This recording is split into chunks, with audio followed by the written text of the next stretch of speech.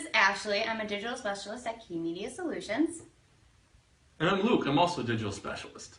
And we are here today because this is going to be 10 at 10. It's our new video series. It's going to be every Friday live at 10 a.m. And what we put this on for is just we want to share new updates, new tips, new tricks that are to do with digital marketing. Anything to do with digital marketing. So social media, AdWords, programmatic, anything you can think of, video. We're really here to show you guys any updates that have been happening in the last week. And that's why we're going to do it every Friday to really update you guys as soon as possible. And what also we want to encourage is that we want to tailor this to be for you guys, for the audience. And so we want to really encourage that you guys comment, ask your questions. What do you guys want to hear? What are your questions that you have? Anything that's going on with digital marketing that maybe you aren't really clear about or you just wanted to learn more about? Share that and tell us what you guys want to hear in these Friday updates. All right, I'll start talking about some digital video information. A IAB study came out not too long ago. As of this year, $10 million has been spent on digital video, whether that's Facebook, YouTube, other various video platforms. And out of those people that took the survey, 72% said they will take funds out of TV and put them towards digital video. That's quite interesting. Yeah, I definitely kind of expect this to come just because. At least I know when I'm watching TV, when commercials come on, either one I'm fast forwarding through them because I recorded from before, or I'm on my phone. Yeah, I've heard that recently that really in commercial breaks, people are tuning out and they're tuning into their social media, either on their tablets or their phones. And if you just think about, while you're sitting there watching TV, do you have your phone on you? Do you have your tablet on you? Most people normally do. So the next topic we wanted to talk about today is Facebook reactions. I've been reading a lot of studies showing that most people really aren't utilizing the reactions. And you saw that so many people actually had a reaction to these reactions. They were so excited about them, or they're like, oh, are people going to use them? Businesses and marketers were really excited to see, oh, people are actually going to show me their actual emotion towards my post or towards my ad. I'm going to see if people actually don't like my ad or if they think my ad's funny instead of just liking it. But a lot of studies are coming out that people aren't utilizing their reactions.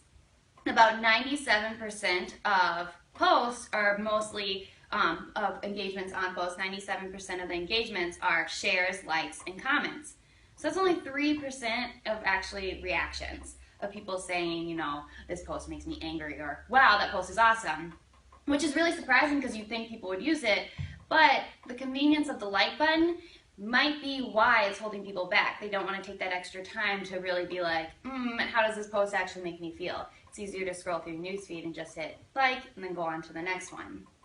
But they also said one good thing is videos receive 40% more reactions. So that's one good thing. A good thing people are going to start putting more money towards those anyway, right?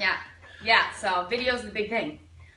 And just a reminder, if you're just tuning in now, like I said, we really want to see comments. We really want to see what you guys want to hear. So if you have any comments or questions about what we're talking about, feel free to share that and we'll answer you guys right away.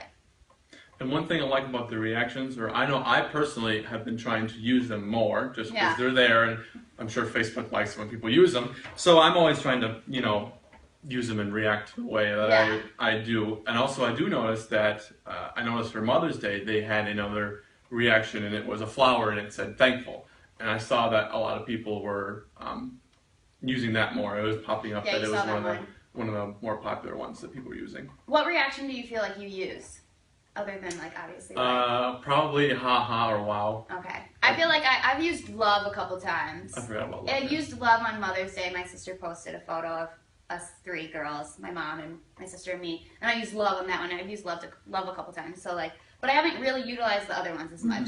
Yeah.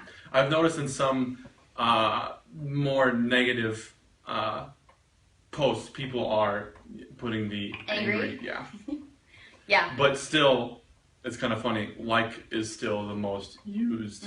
And I think it's that convenience that you just one click. You don't have to hold over and let the emotions load and pick it. Since it takes 3 whole extra seconds to figure that out.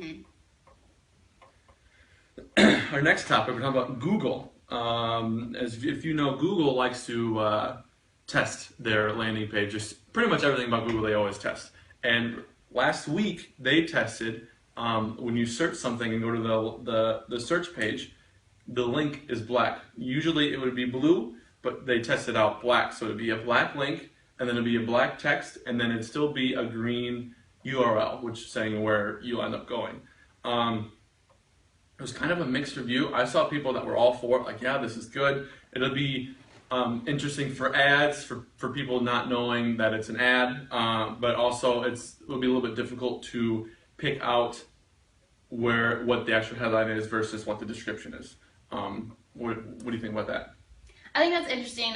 Personally, I like the idea that saying ads are going to blend in more. It'd still have that yellow ad saying it is an ad, but it would blend in more so that people aren't so alarmed by it. I know there's been so many reactions of people being like, oh, I can't click on the ads, it's spam, when really it's not. So that would be interesting to see how people are going to actually, if we see like CTRs, click-through rates increase because those ads blend in a little more. So I think it's interesting. So we got our first comment. Thank you, Tobario Ruffin. He asks, how do you feel about Instagram's new layout? What effect do you foresee this having for advertisers? Actually, thanks Tobario for commenting. That was the topic that we were going to touch on next. I really wanted to bring up Instagram and all the new changes Instagram has. I wanted to point out, if you haven't known, which Facebook bought out Instagram a while back. So Instagram is now owned by Facebook. And I think it's quite interesting that you're seeing a lot of changes of Instagram slowly turning in to be similar to Facebook. And they just pushed out their new algorithm to everybody in their recent update, where you're seeing pictures of people that you mostly interact with on Instagram. One thing that I noticed is I looked at Instagram last night, I saw a couple pictures, and then I logged back in this morning. I went through about maybe 3 or 4 pictures, and then I saw the same from last night.